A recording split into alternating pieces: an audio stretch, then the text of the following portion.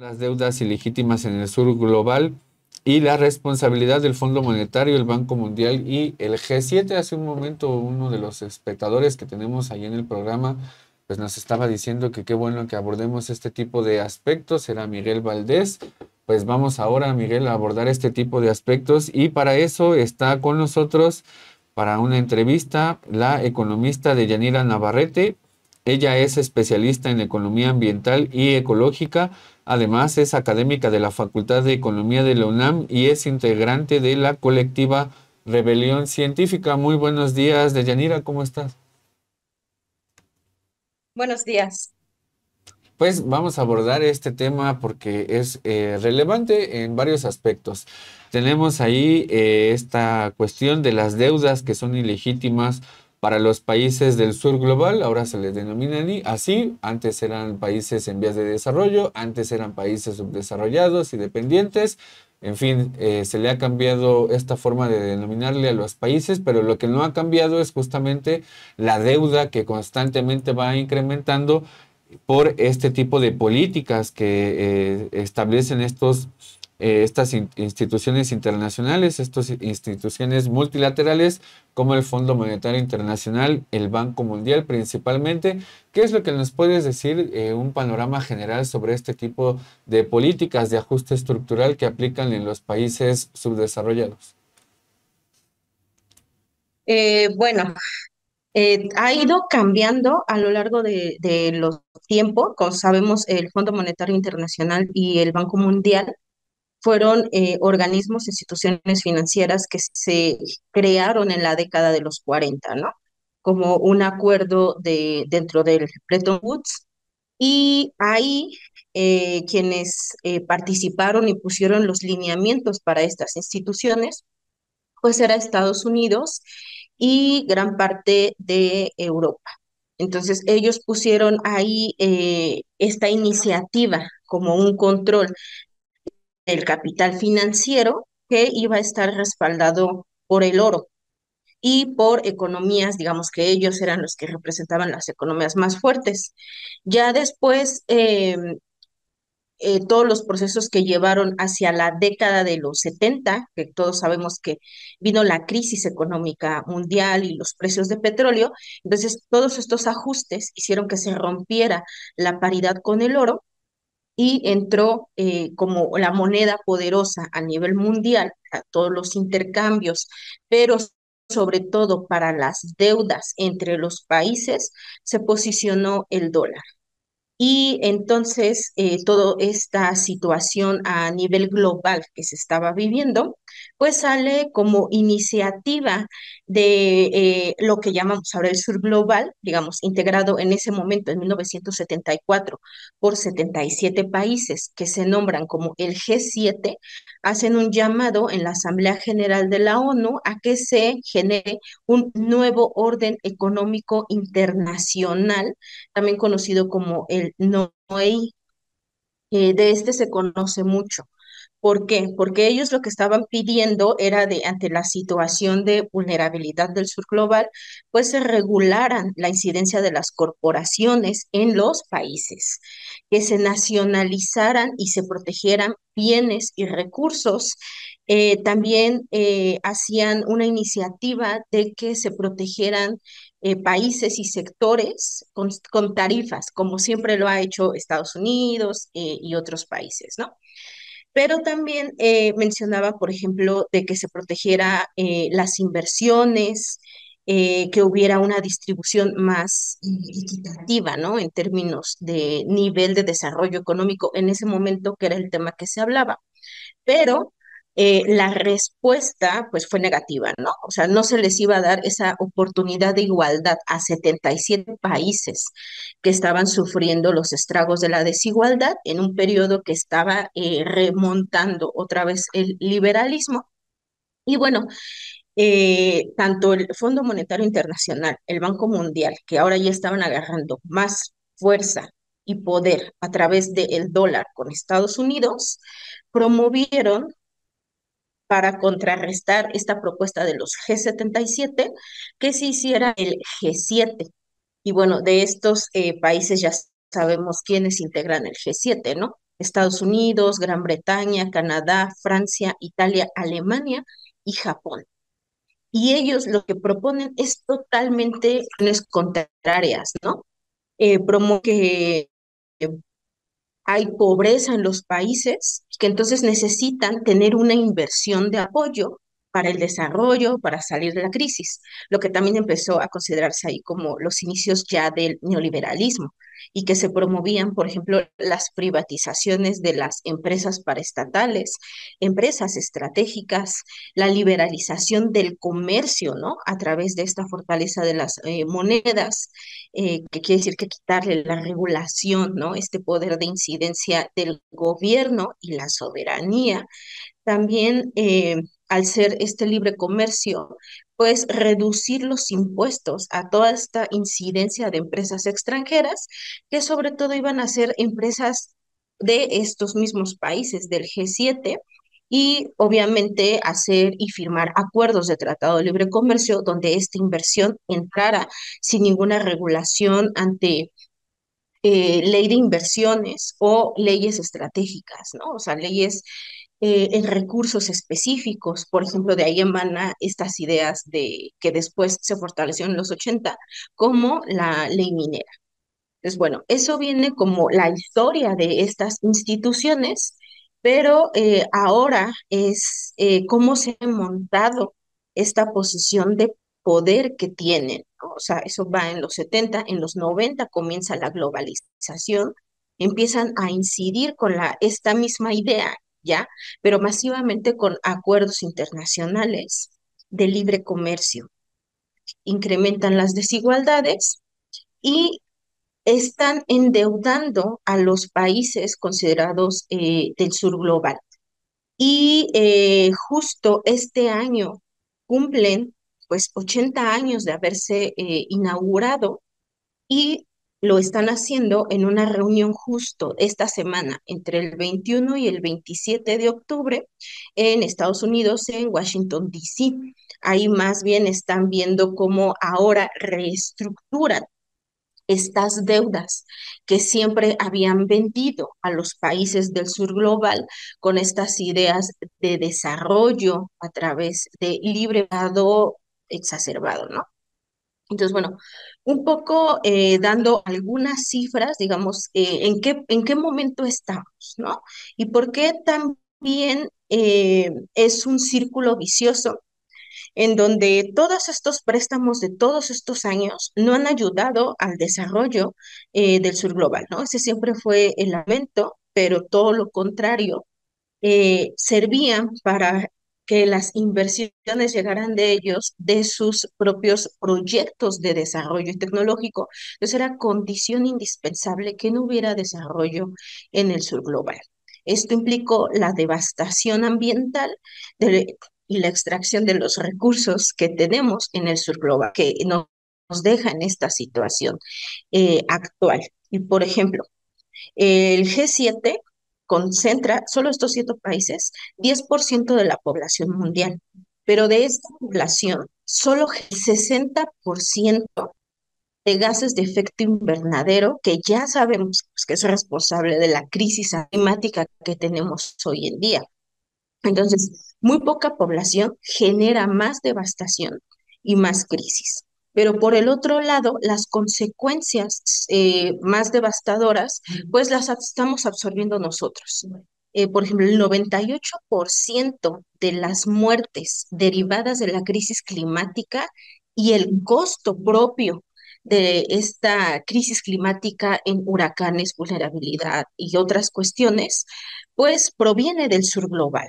Entonces, ellos se desarrollan, pero nosotros estamos pagando todas las consecuencias, ¿no? Y en población que muere, somos más vulnerables y en una situación de pobreza. Y esto no se discute porque se ve a manera de cifras, ¿no? O sea, por ejemplo, siempre se habla de el sur global le debe al Fondo Monetario Internacional no ha habido desarrollo en todo este tiempo, hay que volverle a pedir prestado y que nos lleguen con estas condiciones de lo que siempre hemos escuchado de programas de ajuste estructural, ¿no? O sea que, bueno, repito, ¿no? Todas estas privatizaciones, pérdidas de soberanía, en donde obviamente pues México, ahí hemos estado y esa es la situación que nos lleva. Entonces, por ejemplo, en los datos que salieron para este año, tan solo México, en abril de este año, había pagado de deuda externa 218 millones de dólares, ¿no? O sea, 30% de los recursos dedicados a los 19 programas sociales que tiene este último gobierno y se va sobre todo al pago de la deuda. Pero así como es la situación de México, realmente ha estado en todos los países del sur global, o sea, siguen en una situación de estar pagando continuamente. Lo único que se termina pagando es que la deuda es impagable, porque siempre lo que se está pagando es el crecimiento de el interés no deja de crecer y es un endeudamiento que no tiene fin. Pero ojo, financieramente ya se pagó porque se ha pagado intereses, pero en términos de desarrollo, si no fuera por estas reformas, por este endeudamiento que es un sometimiento financiero del sur global, los países del G7 no podrían tener los niveles de desarrollo o de crecimiento económico o de estabilidad que tienen hoy en día. Y es una cuestión irracional. O sea que, por ejemplo, 3.3 millones de personas en el mundo, que es casi un tercio, o bueno, que más de, casi la mitad, viven en países que gastan más en deuda externa que en sus propios programas de salud, educación, ¿no? E incluso en la pandemia eso se exacerbó, porque en la pandemia no se dejaron de pagar las deudas externas. Entonces, eh, el acuerdo que está hasta ahorita dentro del G7 es que el Sur Global pague 232 millones de dólares al día solo para amortiguar los intereses de la deuda hasta 2028. Por eso esta reunión que está sucediendo en Washington, aparte de la celebración de ellos, están imponiendo cuáles van a ser con todos estos cambios globales, económicos, y que termina este acuerdo hasta el 2028, pues ahora cuál es la nueva forma en cómo van a seguir ahí implementando esta deuda, ¿no? O sea, esta deuda en cuestiones también como de política estratégica. No sé si así como en general ahorita. Así es, Deyanira, pues nada más te solicitamos de favor si puedes ajustar un poco tu cámara para que la audiencia también te conozca. Así, así está perfecto, muchísimas gracias. Y bueno, importante, retomo aquí el dato que das, pues que es algo irracional porque estos países que conforman el G7 son los principales responsables del más del 60% de las emisiones de gases de efecto invernadero que tanto daño le causan al mundo y que nos causan a la salud, además de que pues esto pareciera que son hechos aislados, pero como lo mencionabas, también son responsables de esta catástrofe ambiental y es irracional que la gente rica, que es un porcentaje mínimo de la población, pues digamos que se desarrolle a partir de que le cause muchos estragos a estas economías y sobre todo de los países del sur global, quienes son los que se ven obligados a tomar estos préstamos que los vuelven a endeudar para reconstruirse por algo que ni siquiera pues fue responsabilidad de ellos. Pero ya nos hablaste un poco de en qué, digamos, en qué momento estamos. Yo te preguntaría, ¿hacia qué momento vamos, dadas las circunstancias que ya nos has puesto sobre la mesa? Sí, bueno, la discusión es, y eso de varias organizaciones y colectividades, ¿no? Que van criticando, por ejemplo, en Rebelión Científica, una es que se haga caso de toda la información sobre estos cambios de crisis climática, ¿no? Que ya se ha comentado. Pero la otra también es el resurgimiento de esa exigencia de que el sur global ya no le debe al norte global. Entonces, lo que se tendría que hacer es una anulación de estas deudas y por lo tanto son ilegítimas. O sea, no se tendrían que seguir siguiendo continuamente pagando, porque eso impide estar empezando a invertir en acción climática, ¿no? O sea, si los países del sur son los mayores, la población de mayor vulnerabilidad por la crisis climática, pues también estar pagando continuamente la deuda externa deja pocos recursos para poder atenuar y poder resistir a todos estos cambios, ¿no? En lo que llaman, por ejemplo, todos estos propuestas de adaptación.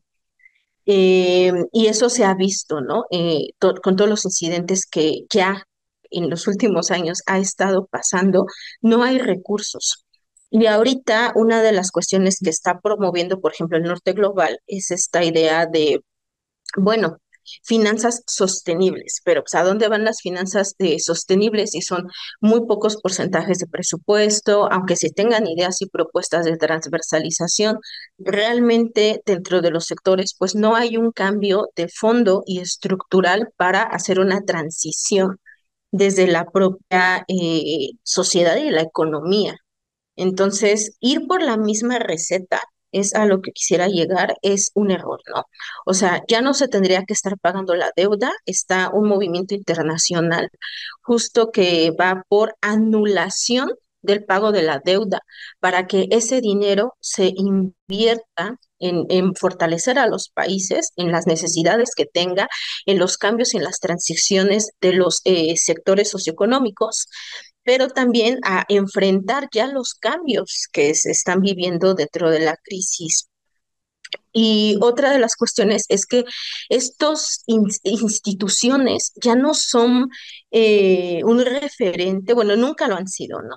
Pero no son importantes en cuanto a la toma de decisión de la importancia de lo que pone el sur global. O sea, por ejemplo, tienen un acuerdo entre estas instituciones con los países, que puede ser un pacto patriarcal, que es ellos incluso le llaman como acuerdo entre caballeros, que el Banco Mundial, por ejemplo, principalmente, como está presidido por un estadounidense y el Fondo Monetario Internacional por una persona europea. Entonces, aún así, si todo el sur global, toda la población, nos uniéramos y tratáramos de incidir en decirle al Fondo Monetario Internacional y al Banco Mundial, ya no vamos a pagar la deuda o tienes que apoyar a Argentina en la situación en la que está y demás, pues simplemente no tenemos el poder de voto, porque el poder de voto se da por el poder de las economías, ¿no? Y bueno, ¿quién tienen ahí de presidencia? Por ejemplo, todo el sur global, eh, prácticamente tendríamos solo, está así perfectamente estructurado para que tengamos el 40% del voto dentro de estas instituciones financieras. Entonces, bueno, es hacer a este lado que estas instituciones, su interés no va a ser resolver, no están para eso y solamente se reúnen ahorita para celebrar, siempre se reúnen anualmente, pero ahora lo hacen a manera de aniversario para ver cómo va a ser la siguiente propuesta de reendeudamiento o también llamado, le llaman colonización financiera, que van a hacer pues con toda la crisis climática que se está viviendo hoy en día, ¿no? Está la crisis al día y siguen extrayendo recursos, no dejaron de cobrar durante la pandemia.